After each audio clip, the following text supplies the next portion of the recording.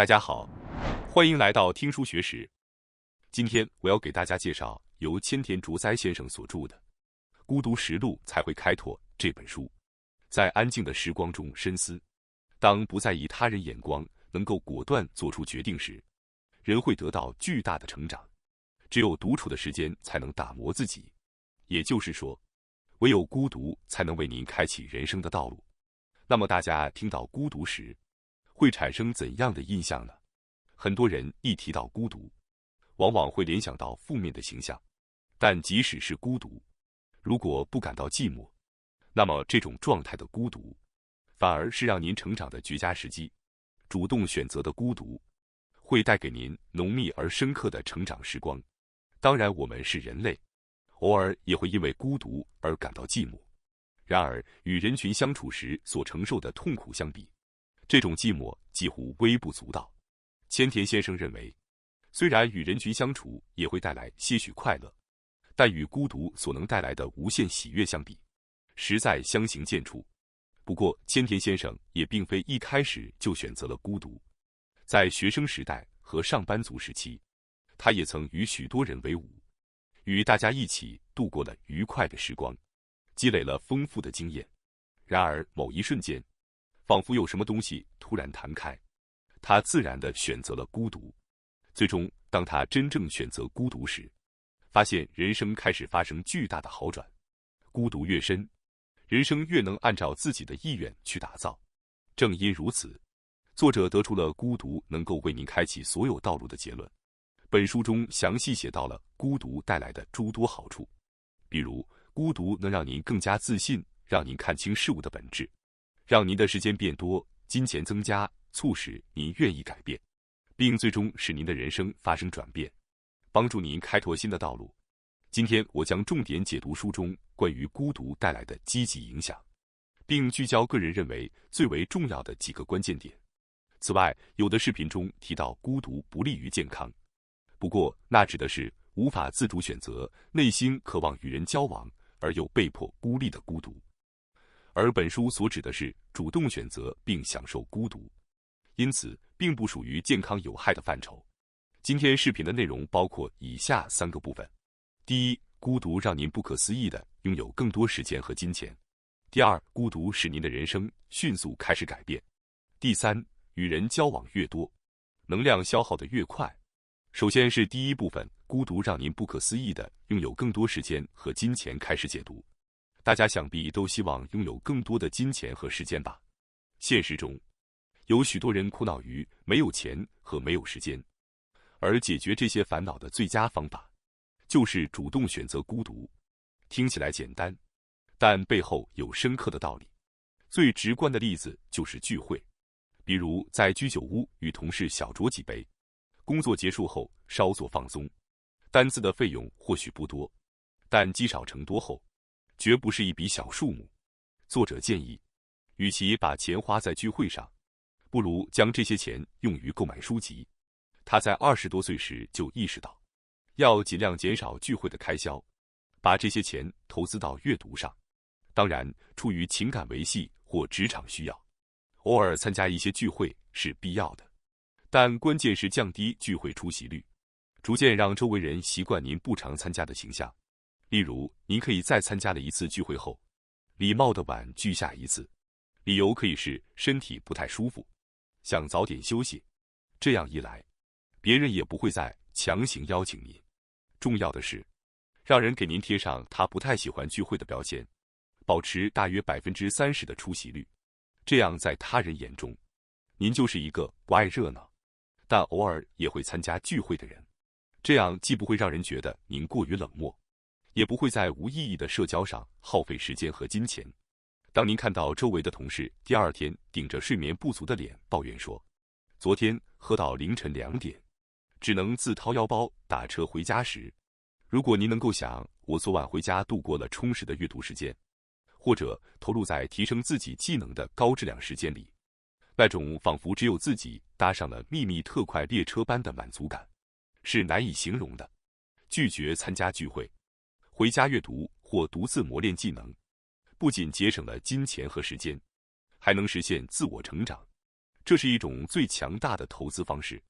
大家不妨尝试将聚会出席率控制在30%左右吧。正如许多成功学书籍所提到的，想要存钱，首先要做的是控制支出，而不是一味追求增加收入。不管您的收入有多高，如果毫无节制的花钱，根本存不下钱。听到这里，大家不妨思考一下自己目前的存款情况，您真的能存下钱吗？如果不能，那很可能是因为您在人际交往或公司中，为了面子而过度消费了。比如，莫名其妙的每周都去参加饮酒聚会，每年都和朋友去海外旅行，或者随意购买名牌手表和饰品来炫耀。这些莫名其妙的行为累积起来，导致了惊人的浪费，也让您的账户余额所剩无几。由此可以看出，人一旦群体化，就很容易浪费金钱。反之，选择孤独，可以大大减少参加聚会的费用，也能避免为了虚荣而产生的无谓支出。此外，正如现在所说的个人的时代，尤其是在内容创作领域，财富更容易集中在个人身上，而非集体。举个例子，20世纪以前畅销的商业书籍，作者通常都是有一定组织背景或地位的人，但到了21世纪，即便是没有归属组织、没有社会地位的人，也能够成为成功的作者。这是因为互联网的普及，让任何人都能自由自在地发布内容。网络 YouTube 等平台就是典型代表。如今有许多人独自制作内容，通过 SNS 和互联网向全世界提供有趣的作品，获得广泛的评价和认可。而这些由个人创作的内容带来的收益，基本上都归个人所有。相较于团队合作，独自创作反而更能赚到钱。在这样的时代里，您孤独且专注创作的内容，已经可以被传播到全世界。现在是属于个人的时代，而非集体的时代。个人可以独立完成一切，个人也能够独立赚钱。随着个人影响力的不断增强，我们没有时间再与他人群聚，而是应该选择孤独，磨练自己的才能，努力成为能够独立发挥个人影响力的人。接下来是第二部分，孤独使您的人生迅速开始改变。许多人因为人际关系的烦恼而度过一生。如果您选择孤独，不仅可以摆脱人际关系的困扰，还能拥有更多的时间。现代社会充满压力，许多人每天都在烦恼中度过。但仔细想想，您的烦恼大部分是否都来自于人际关系？即便是看似与人际关系无关的心理压力或精神状态不佳，背后往往也隐藏着人际关系的问题。从懂事起到临终前，我们几乎一生都在为人际关系而苦恼。许多人的人生就是在这些烦恼中落幕。如果您现在的人际关系烦恼能够消失，您的生活将会变成什么样子？试着想象一下吧。当然，您可能会反驳，说得轻松，但要消除人际关系的烦恼根本不可能。没错，我们生活在社会中，不得不与他人打交道，因此完全消除人际关系的烦恼确实不现实。但我们可以将其减轻到1%，甚至1%。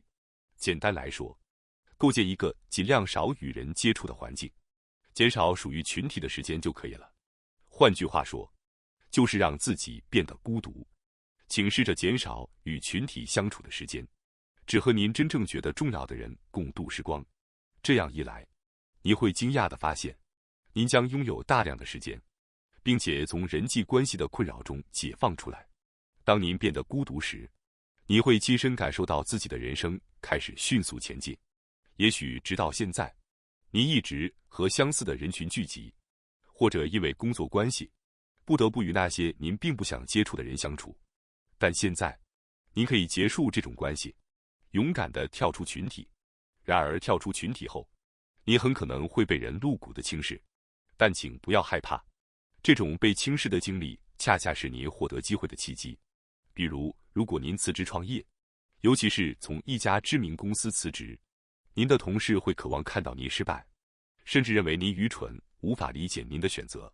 这是因为他们需要拼命维护自己的价值观，否则他们的自我认同将崩溃，甚至失去存在的意义。当您跳出群体，你会发现，真正的朋友和虚假的人脉会显现出来。那些立刻离开您的人，其实并不是真正的朋友，而那些愿意陪伴您、支持您的，才是真正的朋友和人脉。此外，孤独还能帮助您找回自己真正喜欢的事情。许多励志书都会说，全力以赴做自己喜欢的事情，就会成功。这句话是正确的，因为唯有在喜欢的事情上取得成功，才会长久。然而，很多人会问，我不知道自己喜欢什么，该怎么找呢？事实上，喜欢的事情并不是去寻找，而是去回忆。从童年到20岁之间，您曾经热衷于什么？有没有因为某件事被别人称赞过？关键在于，不管多忙，一定要确保有独处的时间和空间，努力去回忆自己真正喜欢的事情。因为您与热爱的事物相遇的时刻，必定是在您独处之时。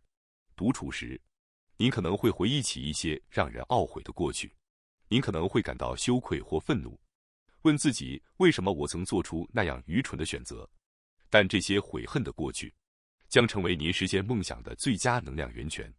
作者也曾在夜深人静独自写作时，回忆起种种令人懊悔的往事。但对作者来说，这种羞耻与愤怒，是再多金钱也无法买到的宝贵动力。它会让您充满干劲，让您精神振奋。成大事的人，内心必定充满饥渴感，而这种饥渴感，就是强烈的上进心。而孤独的人，能够无限获得这种动力。因此，如果您觉得自己缺乏上进心，不妨尝试让自己变得孤独一些吧。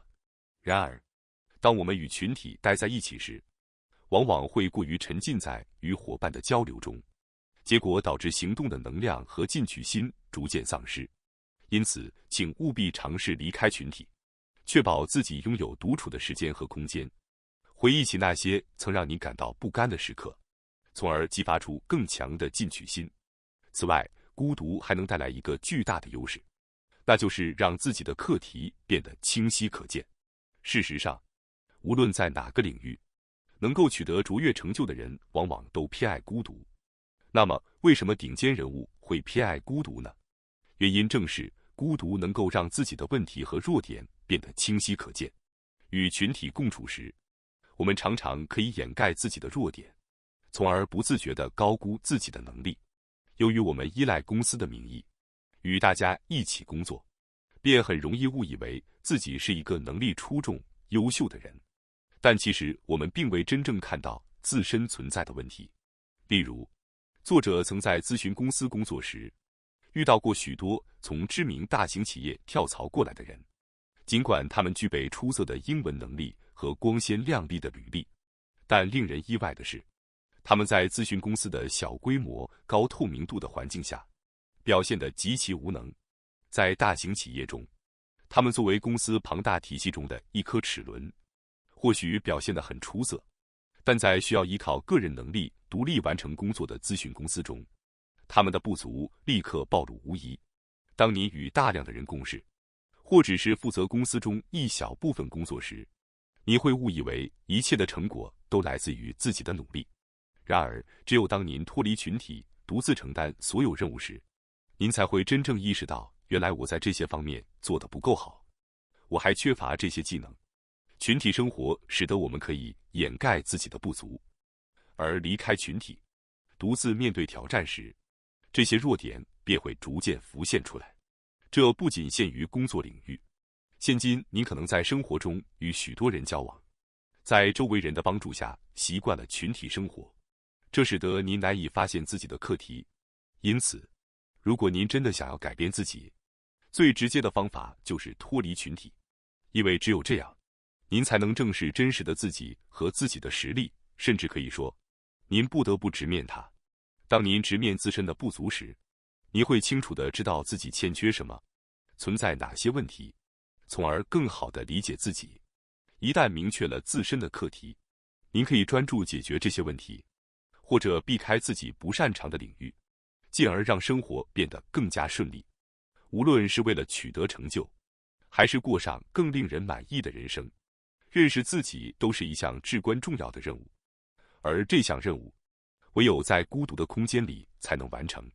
接下来是第3部分，与人交往越多，能量消耗越大。从这个角度来看，我们可以得出一个结论：减少与他人的接触，增加独处的时间，可以让我们把精力集中在真正重要的事情上。作者直截了当地提出，与其和无聊的朋友待在一起，不如选择独自一人。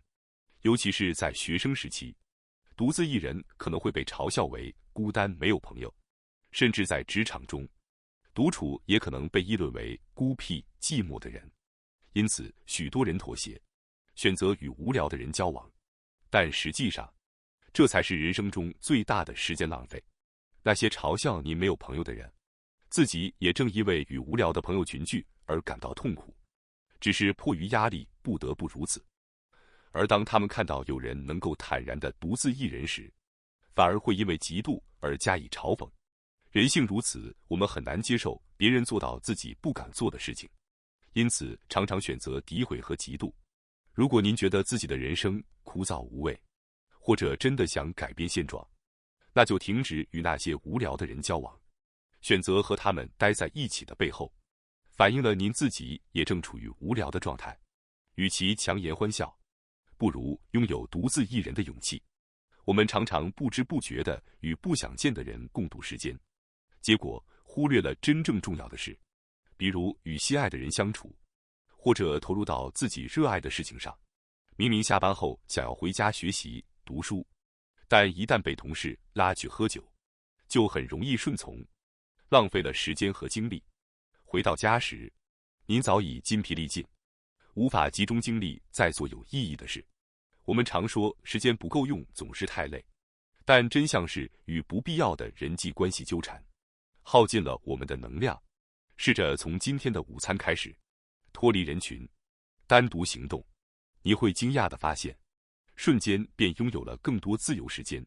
自由时间增加1倍，等于您的人生延长1倍，寿命仿佛也因此倍增。我们的工作已经占据了大量时间，真正自由支配的时间本就很少。若将这宝贵的时间浪费在无关紧要的人际关系上，生活难以获得满足，也就不足为奇了。此外，在经济低迷的时代，金钱尤为重要。与人交往越多，我们花费的钱也越多。您可以回顾一下自己的花销，仔细计算，大部分的钱并未花在必要的食物上，而是交际费用、购买品牌商品等面子消费。越是群聚，越会消耗我们有限的能量和金钱。如果您被故乡或老朋友的人际关系束缚，或因为从小的情感纽带而继续与故乡的人交往，也请重新思考。作者提出，如果你想快速成功，就要放弃故乡。放弃故乡是迈向孤独、走向成功最快的方法。这样可以清理周围的人际关系，让您更加专注于自己的人生目标。有时候，正是故乡的人际关系阻碍了您的成长。父母、旧友会无意间强化您的旧有形象，限制您的改变。例如，父母可能会说您从小就是这种性格，朋友可能会说您当年也不过如此。虽然这些话语没有恶意，但却在无形中传达了希望您不要改变的信息。如果您渴望改变现状，让人生更加光彩夺目，就必须逃离这些无意识的价值观束缚。所以，当您离开故乡，便能摆脱这些阻碍，获得真正的自由与成长。然后，您将可以在新天地里，通过劳动面对新的自我。此外，当您尝试挑战某些新事物，比如辞职去创业或从事其他冒险的挑战时，您周围的人会拼命阻止您。他们可能会说，如果失败了怎么办？赚不到钱，你要如何生活？现在的公司很稳定，为什么要冒险辞职呢？等等，他们会试图用各种理由让您停留在现状。当然，您身边的人这么说是出于对您的担心，是为你好。但如果您真心想要改变或挑战自己，那么就不能听这些话。一般来说，这种阻碍他人梦想、希望和目标的人被称为梦想杀手。这些人可能会说，您办不到的，风险太大了，没必要折腾。现在这样不是很好吗？等否定的话语，试图阻止您追求梦想。当您表达自己的梦想或希望时，那些第一时间站出来否定您的人，尤其需要警惕，特别是您的父母、老师、亲密的朋友或恋人，他们并不是出于恶意，而是出于担心，真心劝您放弃吧，或者说这个梦想不现实。尽管他们的出发点是好的，但他们依然是梦想杀手。如果您真的想要改变，真的想实现梦想，就必须堵住耳朵，不去听这些人的声音，否则您的梦想和希望很容易被这些声音轻易摧毁。总的来说，无论是有意还是无意，这个世界上有很多人会否定您的梦想和目标，但如果您选择了孤独，那么那些否定您的声音就会完全消失。最后，我想通知大家，我们还有一个新频道学识 Plus， 该频道将每天提供更为精简的视频内容，并增加有关论文等相关有益知识的解说。如果您感兴趣的话，请通过概要栏中的链接进行查看并订阅。感谢大家收看今天的节目。如果你喜欢我们分享的内容，记得点赞、订阅并开启小铃铛通知，第一时间获取我们的更新。在下次的节目中，我们将继续为大家分享更多有益的书籍。再次感谢大家的支持，我们下期再见。